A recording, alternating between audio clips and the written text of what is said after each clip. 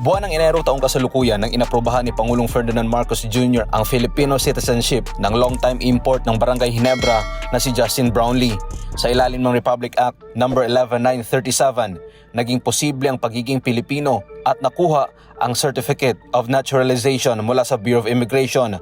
Ang nasabing hakbang na ito ng pamahalaan ay naglalayong mas mapalakas pa ang puwersa ng Philippine basketball team na Gilas Pilipinas. Bilang patunay sa kanyang sinumpaan sa Pilipinas, ibinigay ni Justin Brownlee ang kanyang buong puso sa koponan ng bansa na kung saan nagtapos sa gintong medalya ang Gilas Pilipinas sa Asian Games. Ngunit maliban sa larong basketball, desidido din si Justin Brownlee na magsilbi sa bayan at maging kasapi at reservist ng Philippine Army. Ito mismo ang kinumpirma ni Senator Francis Tolentino. Sa isang panayam sinabi ng senador na nangako si Justin Brownlee na papasok sa Philippine Army bilang reservist.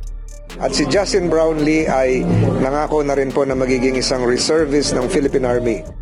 Ginawa ni Senator Tolentino ang nasabing pahayag kasabay ng isinagawang Miss ROTC competition sa nagpapatuloy na Philippine ROTC Games 2023 NCR Leg. Dagdag pa ng senador na malaki ang naibigay na tulong ni Justin Brownlee sa Gilas Pilipinas upang masungkit ang gintong medalya kasabay ang pagpapaabot ng kanyang pagbati sa koponan.